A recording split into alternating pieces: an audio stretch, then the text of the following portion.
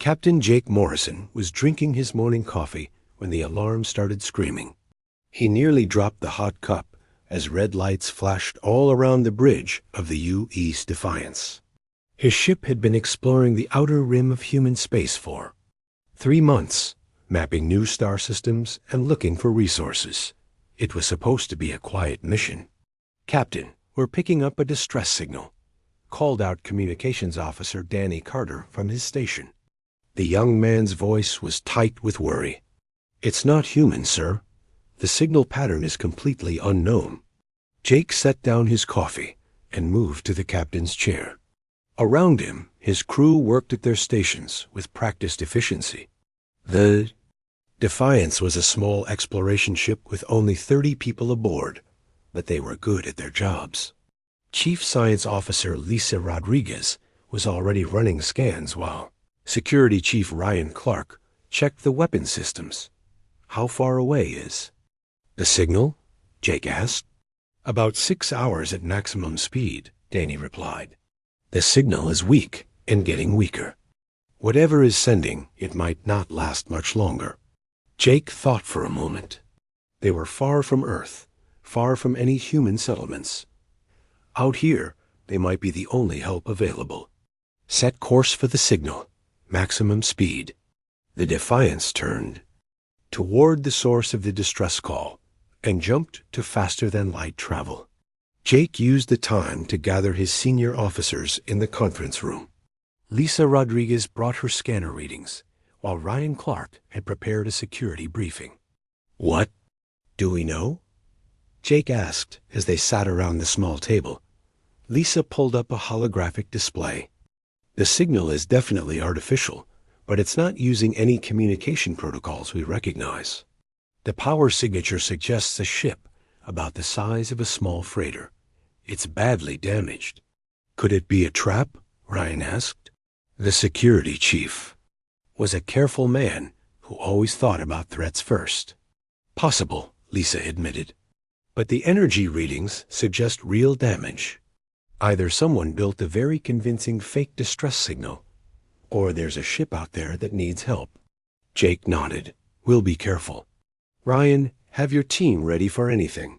Lisa, keep scanning as we approach. I want to know everything about that ship before we get close." 6 hours later, the Defiance dropped out of faster-than-light travel. On the main screen, Jake and his crew saw something that made them all stare in silence. The alien ship looked like nothing they had ever seen before.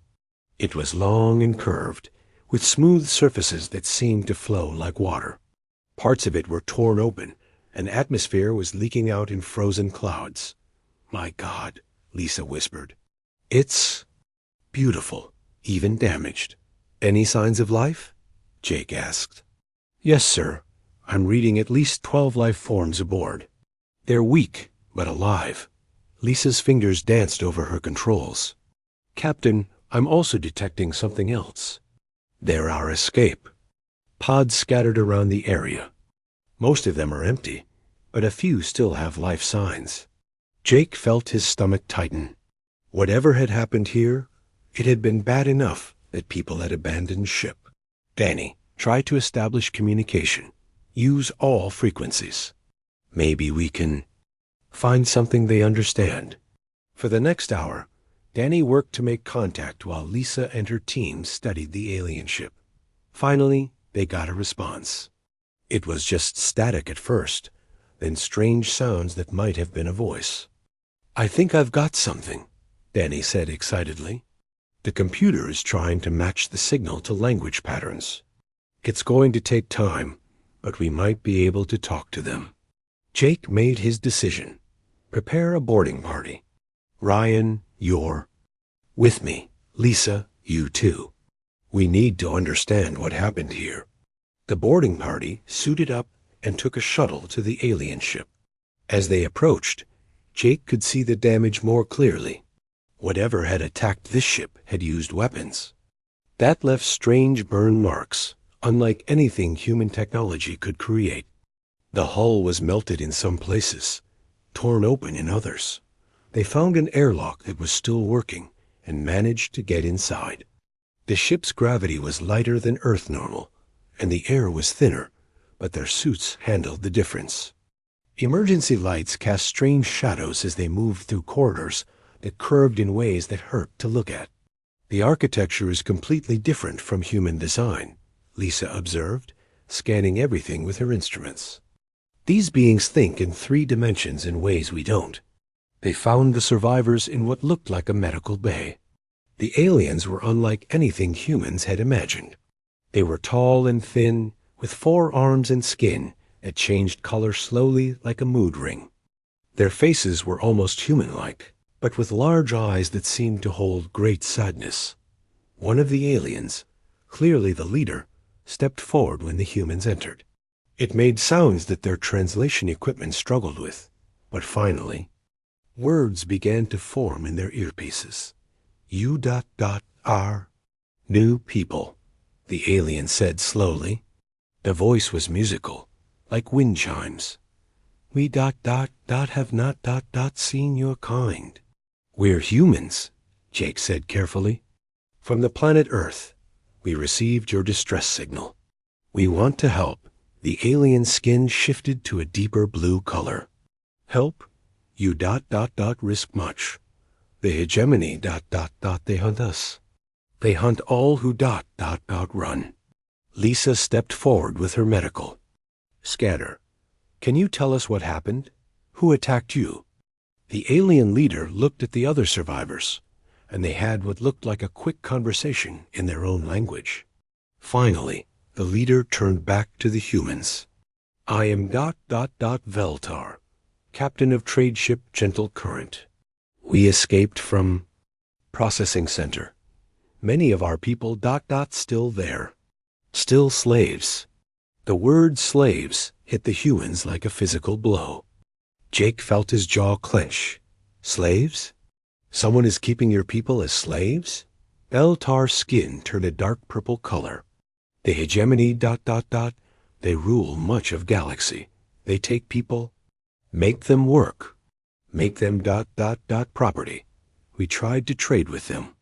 They took our whole world. Ryan spoke up. How many species have they enslaved? Many, Veltar replied sadly. Hundreds. Maybe thousands. They are very strong, very cruel. They say all lesser peoples must serve the greater ones. Lisa was running medical scans on the injured aliens. Captain, these beings are severely malnourished. They've been systematically starved. The injuries are consistent with forced labor and punishment. Jake felt anger building in his chest. Veltar, do they know about humans? About Earth? The alien captain's skin went completely white. Yes, they have files on many species, including yours. They watch they plan. They will come for your people too. The medical bay fell silent except for the hum of alien machinery. Jake looked at his officers and saw his own shock reflected in their faces. Somewhere out there, an alien empire was planning to enslave humanity. When? Jake asked quietly. Soon, Veltar replied. Your people are marked as prime workers. Strong, smart, adaptable. The hegemony they want many humans. They plan to take your world within 5 of your years. Lisa's scanner beeped as she looked at the readings with growing alarm. Captain, I'm detecting other ships approaching. Not human signatures. Ryan was already moving toward the corridor. How? Many ships? 3. They're big, and they're coming fast. Veltar made a sound like a broken whistle. Hegemony hunters. They followed us. You must run. Take your people and run. Jake helped Veltar toward the shuttle. We're not leaving you behind. All of you, come with us. We can protect you. You cannot fight them, Veltar protested. They are too strong. They will make you slaves too. Jake looked the alien captain in the eyes. Veltar, my people have never been slaves. And we're not about to start now. They managed to get all the survivors to the Defiance, just as the hegemony ships arrived.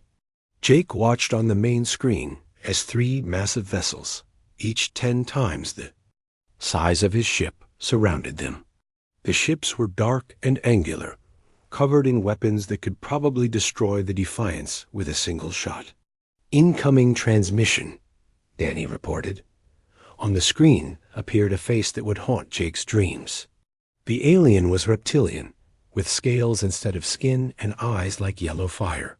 When it spoke, the voice was cold and mechanical. "Human vessel. You carry stolen property of the hegemony. Return our slaves immediately, or face destruction." Jake stood up from his captain's chair. Every eye on the bridge was watching him. He thought about Earth, about his family, about billions of humans who had no idea what was coming for them. He thought about Veltar and the other survivors who had suffered so much already. "This is Captain Jake Morrison of the United Earth. Ship Defiance," he said clearly. "These beings are under our protection. They are not property. They are free people." The reptilian alien's eyes narrowed. "You do not understand the power you face, human. The hegemony has ruled for 10,000 years. We have crushed species far stronger than yours." Jake felt his crew tensing around him. He knew they were outgunned and outnumbered, but he also knew something else. He knew that sometimes doing the right thing mattered more than winning. "Then you've never faced humans," Jake replied. "We don't stay crushed." The alien's face disappeared from the screen, replaced by weapon lock warnings. The hegemony ships were preparing to fire. Jake turned to his crew. "All hands, battle stations. Send a message to Earth Command. Tell them everything. Tell them what's coming." As alarms blared and his ship prepared for a fight it couldn't win, Jake Morrison made a promise to himself. Humanity would learn the truth about what was waiting for them in the galaxy. Admiral Patricia Hayes was reading morning reports when her communication device started buzzing with urgent messages. She had been in charge of Earth's United Defense Fleet for 8 years, and she had never seen so many emergency signals at once. Something big was happening in the outer systems. "Admiral, we have an emergency transmission from Captain Morrison aboard the Defiance," her aide, Lieutenant Bobby Chun, said as he rushed into her office. "It's marked as highest priority." Patricia put down her coffee and activated the secure communication system. Jake Morrison's face appeared on the screen, but he looked different than she remembered. His eyes were hard, and there was a tension in his jaw that spoke of terrible news. "Admiral Hayes, I need to speak with you immediately. What I'm about to tell you will change everything we know about humanity's place in the galaxy." 20 minutes later, Patricia was in the Emergency Command Center with her senior staff. The recording of Morrison's encounter with the alien refugees had left everyone silent. Around the table sat her best officers: Intelligence Chief Karen, Phillips Tech Specialist Marcus Bell, and Communications Director Danny Carter's father, Admiral Robert Carter. "How reliable is this information?" Patricia asked. Karen Phillips. Karen had been studying the alien data for hours. "The translation software confirms the basic facts. Multiple independent sources among the refugees tell the same story. Admiral, the hegemony is real, and they have detailed files on humanity." Marcus Bell pulled up holographic displays showing the captured alien technology. "Their weapons are definitely more advanced than ours, but there's something interesting about their design philosophy. Everything is automated. Their ships rely heavily on computer systems and slave labor for maintenance." "What does that mean for us?" Patricia asked. "It means they might not be as unbeatable as they think," Marcus replied. "Their whole military structure assumes quick surrender from inferior species. They've never had to fight a prolonged war against someone who refuses to give up." Patricia nodded and turned to Admiral Carter. "Robert, how many refugee ships have Made it to human space? 17 so far, with more coming every day. Each ship has survivors from different species, all telling similar stories about hegemony slave processing centers. Robert's face was grim. Admiral, we're looking at evidence of systematic enslavement on a galactic scale. The door opened and Dr. Helen Garcia walked in.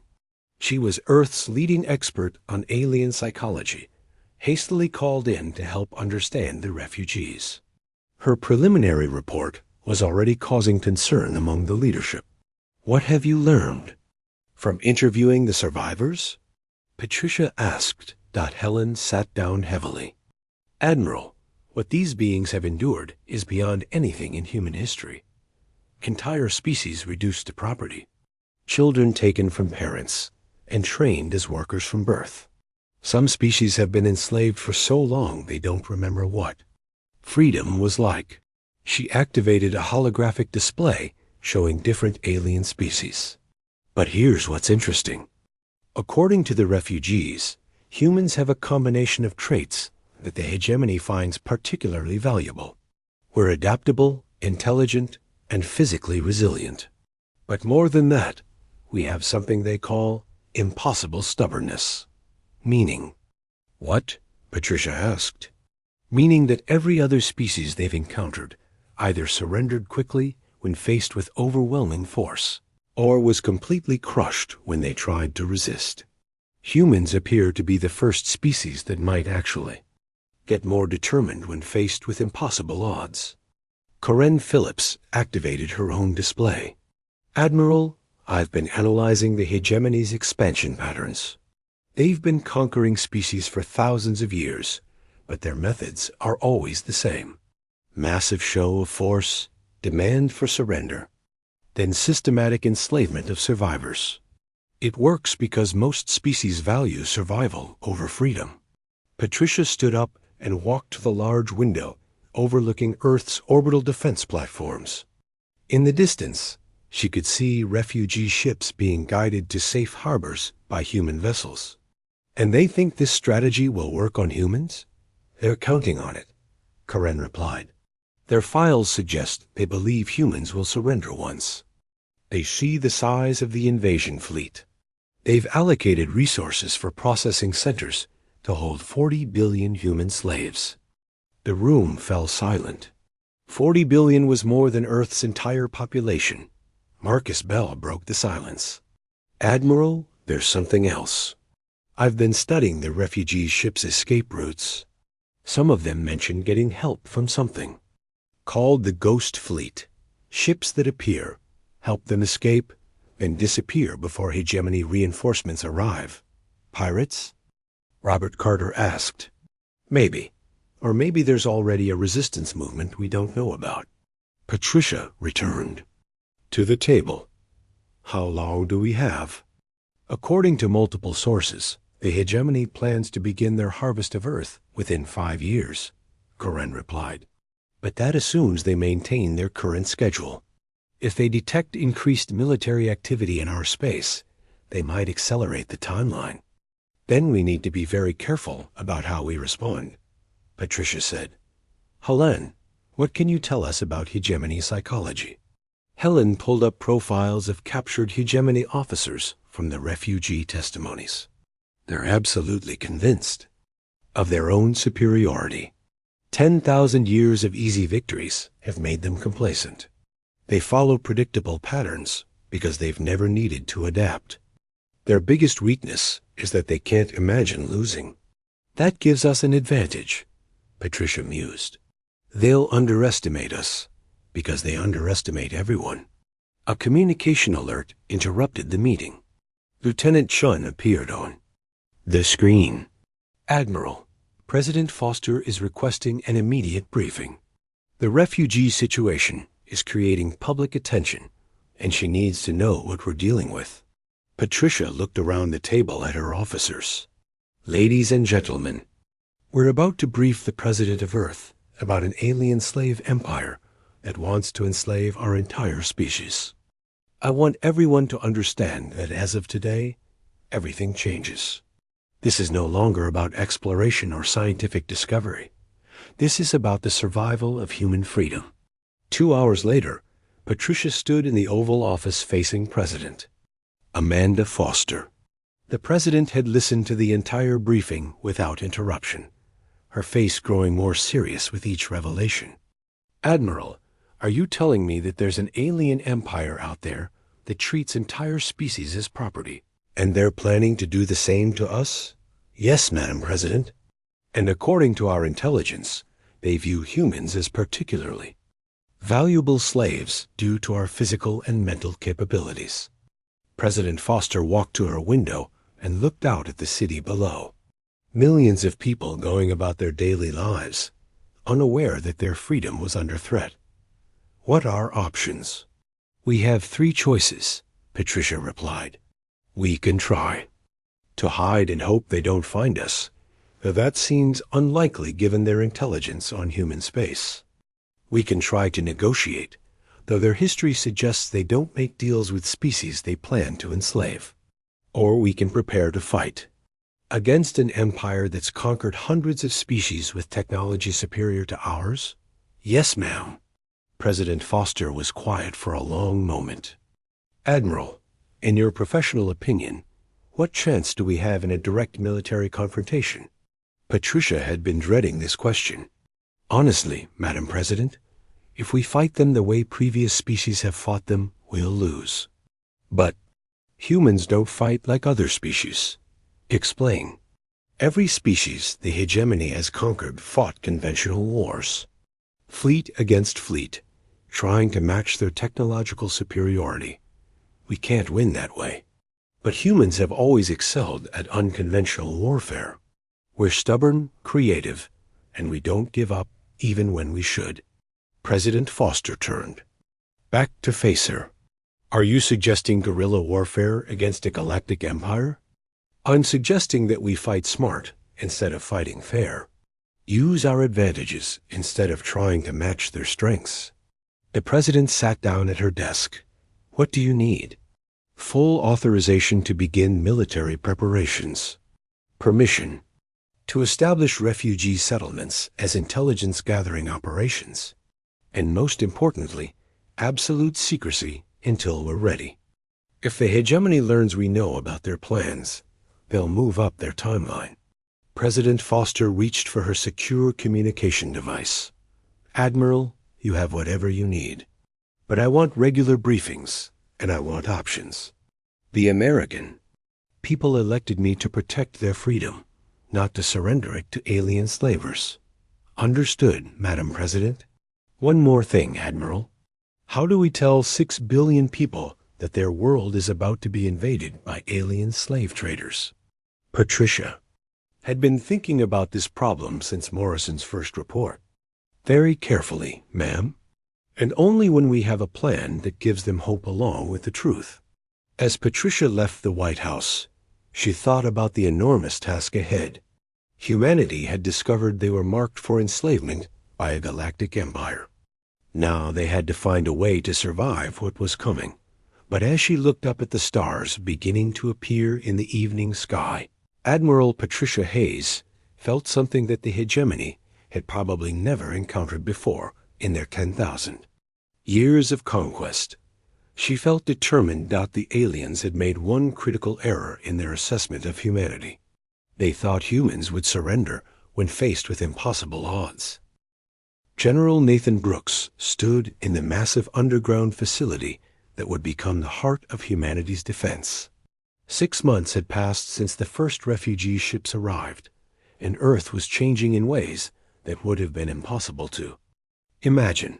The facility, buried deep beneath the Rocky Mountains, hummed with activity as thousands of people worked around the clock on Project Liberation.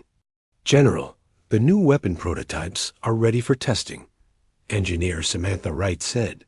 As she approached his command station, she looked tired but excited. Her team had been working 18-hour days trying to understand alien technology well enough to build weapons that could hurt hegemony ships. Nathan followed Samantha to the testing bay. Inside, several strange-looking devices sat on metal tables. They looked like human weapons, but with alien components built into them. What did you discover? The hegemony shields are designed to stop energy weapons like lasers and plasma cannons, Samantha explained. But they're not very good against physical projectiles moving at high speed. Their ships are built for fighting other advanced civilizations, not for dealing with primitive kinetic weapons. She picked up what looked like a modified missile. We took human rocket technology and added alien power sources. These missiles can punch through hegemony shields like they're made of paper. The aliens never expected anyone to still be using explosive warheads. Nathan smiled grimly. Sometimes old-fashioned is better than advanced. Across the facility, Dr. Helen Garcia was working with a team of refugee psychologists to understand how the hegemony controlled their slaves.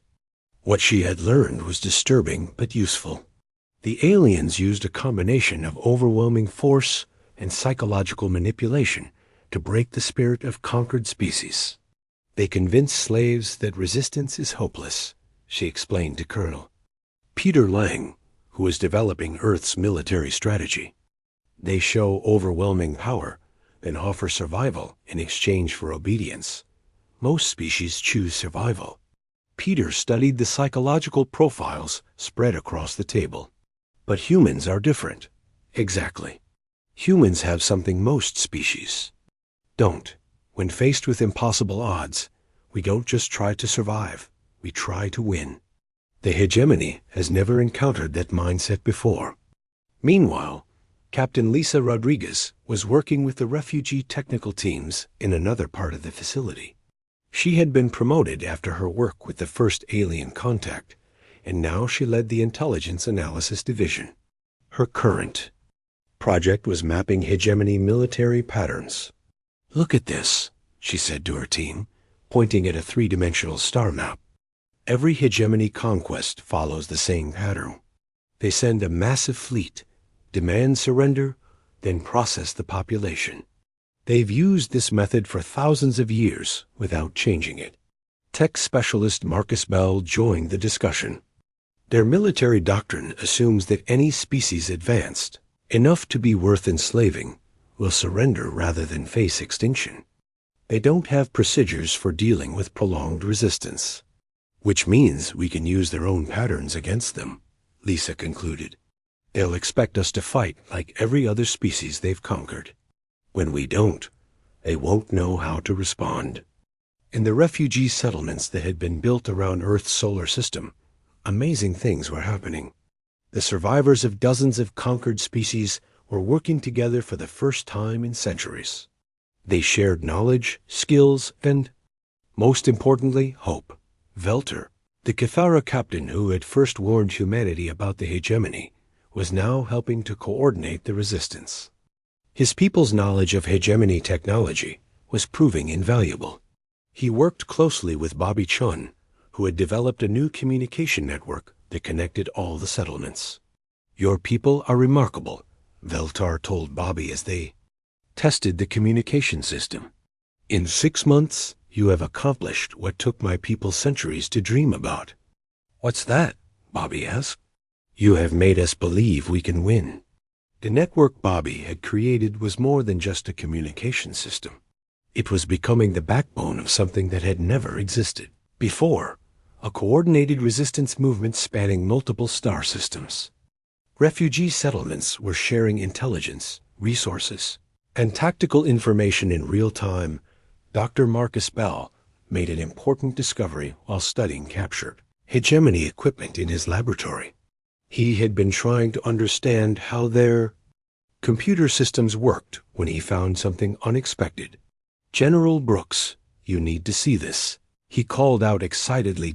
Nathan hurried to the lab where Marcus had a hegemony computer terminal running. "What am I looking at?" "This is their standard operating system. It's used on every hegemony ship and facility, and it has a massive security flaw." Marcus pointed to lines of alien code on the screen. "They've been using the same basic system for thousands of years. They never updated it because they never needed to. No one has ever tried to hack into their networks." Are you saying we can break into their computers? I'm saying we can do more than that. I think we can create a virus that will spread through their entire fleet. Their automated systems will turn against them. Nathan felt a surge of hope. How long do you need? Give me 3 months and a team of the best programmers on Earth. Across the facility, refugee coordinator Susan Blake was working on a different kind of project. She had been interviewing survivors from different species, looking for patterns in how the hegemony operated. What she found gave her an idea that could change everything. Colonel Lang, I need to speak with you, she said. Entering the strategy center with a stack of interview records, Peter looked up from the tactical displays he was studying. What did you find? I've been talking to refugees about the Ghost Fleet, those mysterious ships that have been helping slaves escape. I think I know who they are. She spread out testimonies from dozens of different species. Every culture has stories about the Ghost Fleet, but the details are always the same.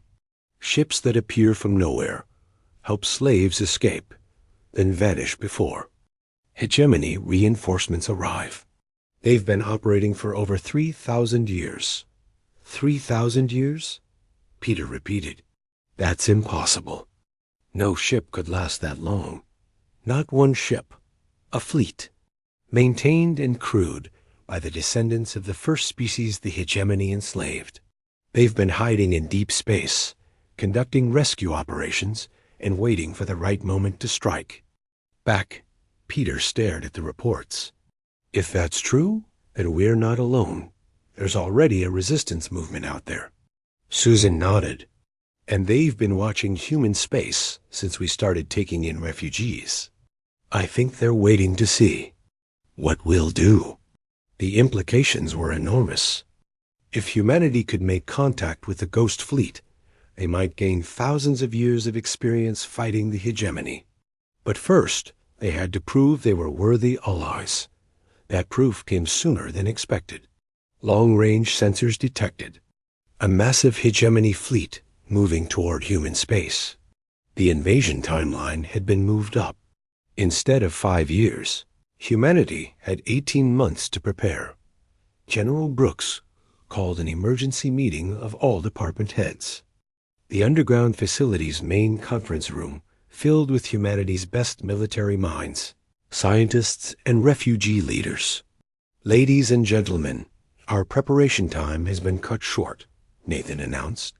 Hegemony invasion fleets are already moving. We have 18 months before they reach Earth. The room erupted in worried conversations, but Nathan raised his hand for silence. However, this also means our preparations are working. They've detected increased activity in human space and decided to accelerate their timeline. That tells us they're worried, Samantha Wright spoke up. General, my weapons are ready for mass production. We can arm the entire fleet with anti-hegemony missiles within 12 months. Marcus Bell added, the computer virus is ahead of schedule. We'll be ready to deploy it when they arrive. Veltar stood up slowly. General Brooks, there is something you should know. The Ghost Fleet has been watching your preparations. They sent a message through our communication network. Every eye in the room turned to the alien captain. What did they say? They said that humanity has given them something they lost long ago. Hope. They want to coordinate with your military for the coming battle. Nathan felt his heart pound with excitement. Are you saying the Ghost Fleet wants to ally with us? I am saying that for the first time in 3,000 years, the Keepers are ready to come out of hiding. They have been waiting for a species like humanity, a species that fights not just for survival, but for freedom.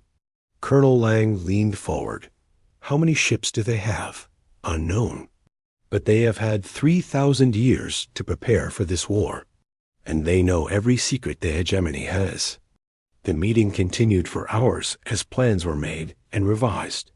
Humanity was no longer preparing to face the hegemony alone. They were becoming the leaders of the first serious resistance the alien empire had ever faced. As the meeting ended, Nathan looked around the room at the faces of humans and aliens working together.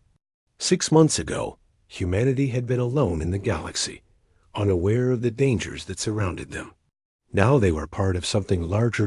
President Foster had asked for a plan that would give people hope along with the truth. Nathan thought they might finally have one.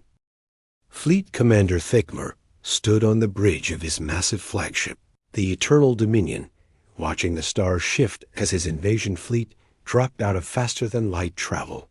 Around him stretched 2,000 hegemony warships, the largest invasion force assembled in over a century. He had conquered 47 species in his long career, and humans would be number 48. "Commander, we have arrived at the target system," his navigation officer reported. "The human homeworld is detected. Population approximately 6 billion.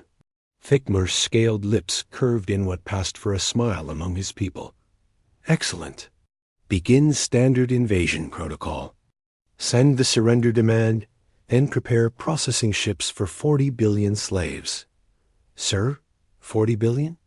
The planet only has 6 billion inhabitants. The humans breed quickly and work hard. We will expand their population in the slave farms. They will be very profitable." But as Thicmer's fleet moved toward Earth, something was wrong. Instead of the panicked evacuation attempts they usually saw, human ships were moving with purpose. Defensive formations were taking shape around the planet, and strange energy readings were coming from multiple locations. "Commander, we are receiving multiple communications from different human vessels," the communications officer announced. "They appear to be ... coordinated." This was unusual. Most species either surrendered immediately upon seeing the size of the invasion fleet, or scattered in panic. Humans seemed to be doing neither. "Put the lead human ship on the main screen," Thicmer ordered. The face that appeared was that of Admiral Patricia Hayes aboard the flagship UES Constitution. She looked calm and determined, not frightened like most species leaders when faced with hegemony might. "I am Fleet Commander Thicmer of the hegemony. You will surrender your species for processing immediately, or we will destroy your world, as an example to others." Patricia's expression did not change. "I am Admiral Patricia Hayes of the United Earth Defense Fleet. We reject your demand. These people are free, and they will remain free." Thicmer felt genuine surprise. In 300 years of conquest, no species had simply rejected the surrender demand. "You do not understand the power you face, human. We have crushed civilizations, far older and more advanced than yours." "Then you have never faced humans," Patricia replied calmly. "We specialize in doing the impossible." Before Thicmer could respond, his tactical officer called out in alarm. "Commander, we have multiple new contacts appearing throughout the system. Unknown vessel types, coming out of stealth. On the main display, ships began appearing as if from nowhere. These were not human vessels, but strange alien designs that looked ancient yet powerful. The Ghost Fleet had finally revealed itself.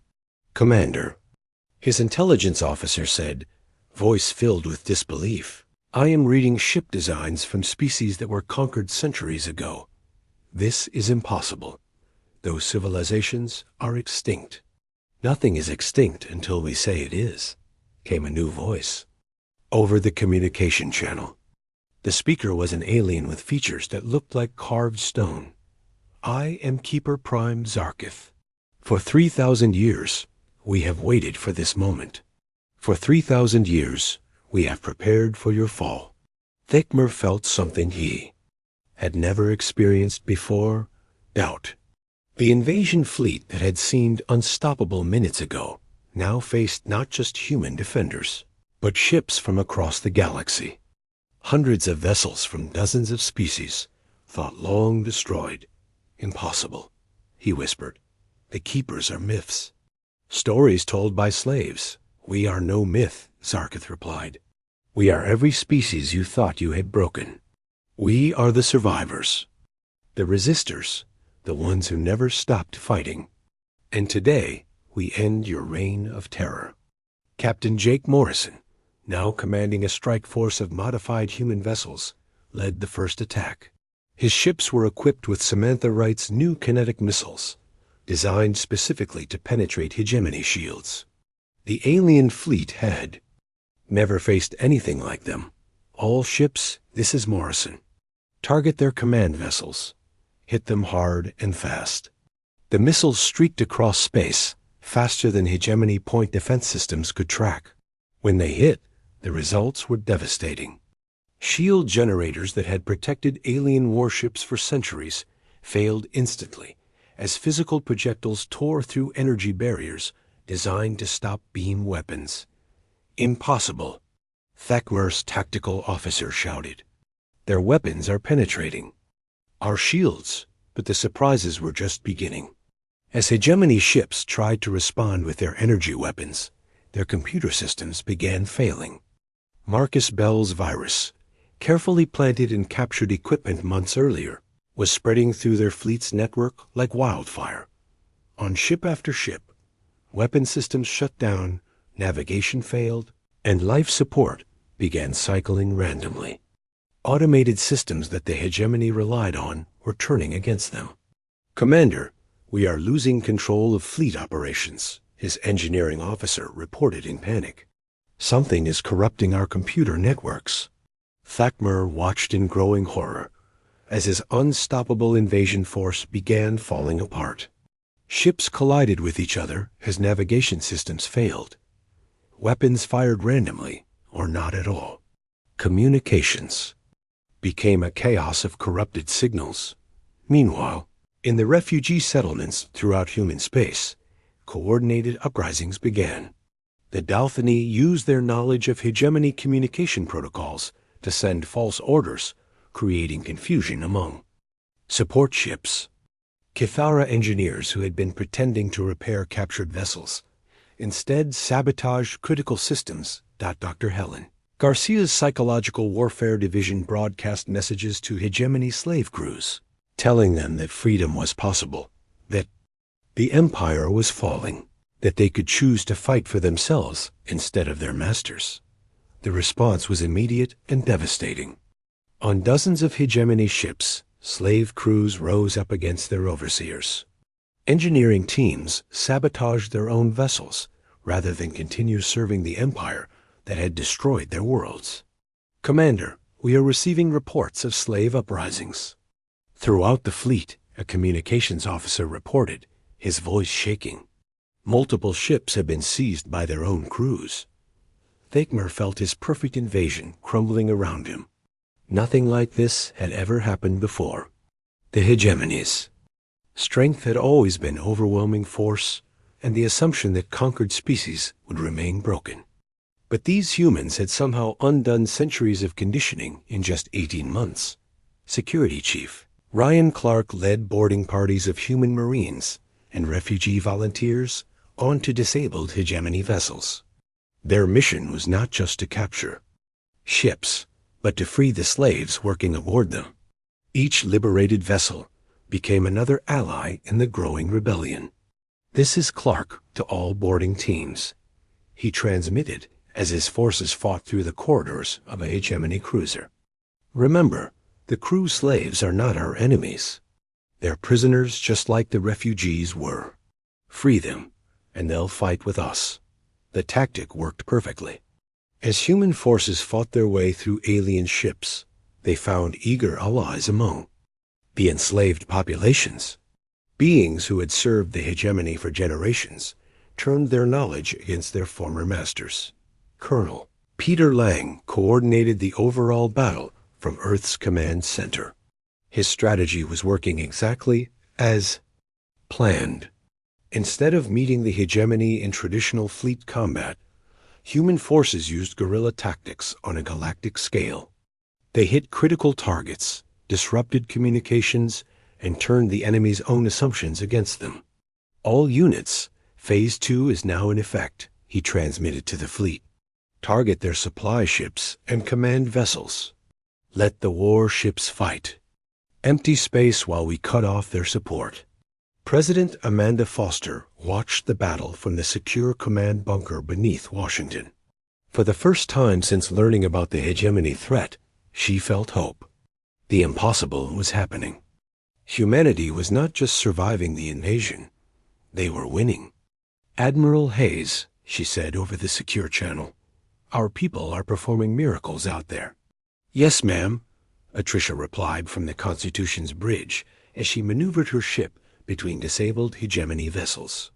"But this is just the beginning. We're not just defending Earth anymore.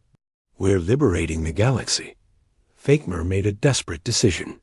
If he could not enslave humanity, he would destroy them as an example to any other species that might consider resistance. The Eternal Dominion began powering up its planet-killer weapon, a massive device capable of cracking worlds. "If we cannot have Earth as a slave world, then no one will have it at all," he declared to his surviving officers. "Charge the world breaker. We will turn their planet to dust." But the humans had one more surprise waiting for him. As the weapon charged, strange ships began appearing around the Eternal Dominion. These were not human vessels or refugee ships. They were something else entirely. "Commander," his sensor officer whispered, "those ships ... They're ancient. Older than the hegemony. Older than any known civilization." The lead vessel transmitted a single message that chilled Fakemur to his core. "We are the architects.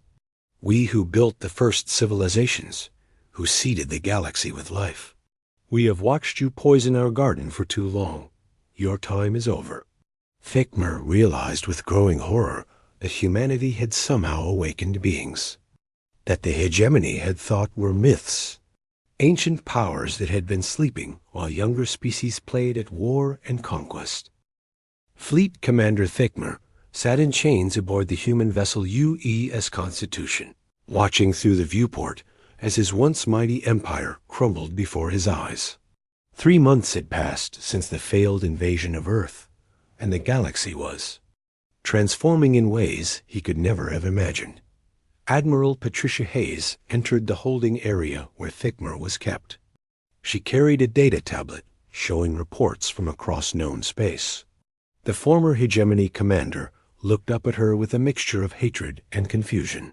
"Your people continue to amaze me," Patricia said, sitting down across from him. "We offered your surviving crews the choice between prison or helping to free other slaves. 90% chose to help with the liberation efforts." Fakemur's scaled face twisted in disgust. "Traitors. They betray everything the hegemony built." "No," Patricia replied calmly. "They're choosing freedom over fear for the first time in their lives. Most of your soldiers were enslaved as children and never knew they had a choice." She activated the tablet, showing him images from across the galaxy. Former hegemony worlds were declaring independence. Slave processing centers were being shut down. Ships that had once carried chains now carried supplies to refugee settlements. "This is impossible," Fakemur muttered. "The hegemony has ruled for 10,000 years. It cannot fall so quickly." Patricia leaned forward. "That's exactly why it fell so quickly. 10,000 years of never facing real resistance made you weak. You forgot how to fight someone who fights back." Meanwhile, Captain Jake Morrison was leading a liberation fleet to the hegemony's main slave processing center in the Korath system. His task force included human ships, keeper vessels, and captured hegemony cruisers now crewed by freed slaves. It was the largest rescue operation in galactic history. "Captain, we're approaching the facility," reported his navigation officer. "Sensors show approximately 2 million beings held in processing centers on 3 different planets." Jake looked at the holographic display showing the massive slave complex. It was larger than Earth's moon, with facilities that could process entire populations. The sight made him angry, but also determined. "All ships, this is Morrison. Remember, our primary mission is rescue, not revenge." Every being we save today is a victory against everything the hegemony stood for. The liberation of Korath went smoothly. The hegemony garrison surrendered without a fight when they saw the size of the liberation fleet. Many of the guards were themselves enslaved soldiers who had been forced to watch over the processing centers. When offered freedom, they immediately turned against their overseers. Dr. Helen Garcia was part of the medical team that went down to the planet's surface. What she found there would haunt her dreams for years to come, but also gave her hope.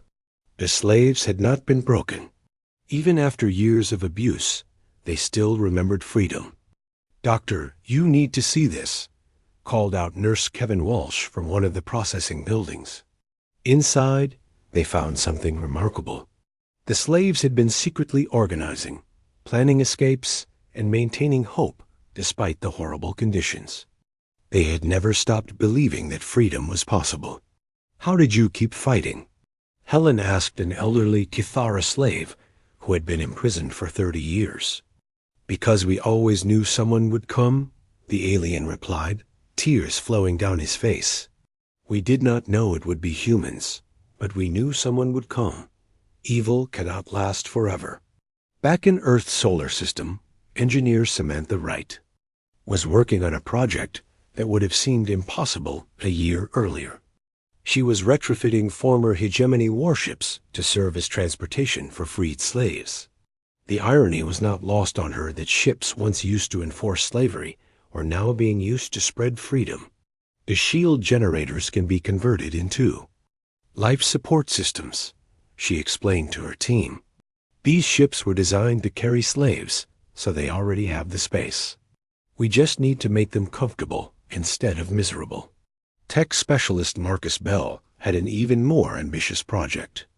He was working with keeper scientists to modify the hegemony's own communication network to spread messages of liberation throughout the galaxy. The same system that had once coordinated slavery was now coordinating freedom.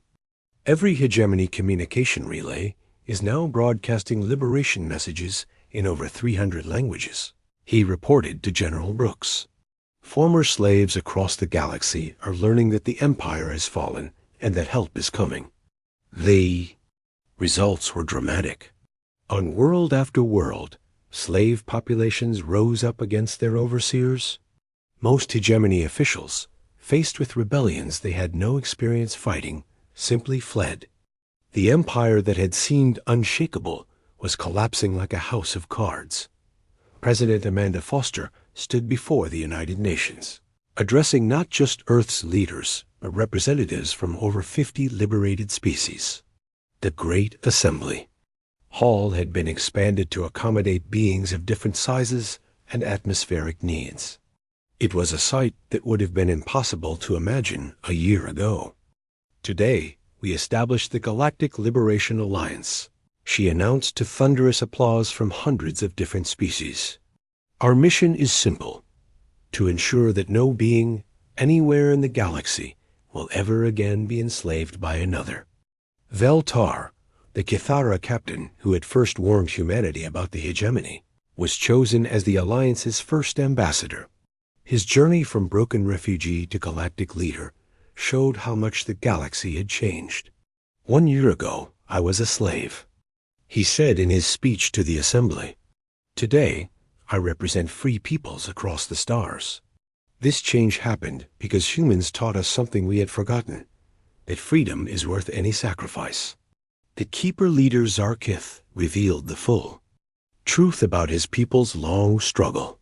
For 3,000 years, they had waited and planned for the day when they could strike back against the hegemony. They had preserved the knowledge and culture of hundreds of extinct species, keeping their memories alive in hidden archives. "We were the first to fall to the hegemony," he explained to the Alliance Council. "We swore we would also be part of their destruction. Humans gave us the opportunity we had waited for. A species that fights not just for themselves, but for justice itself."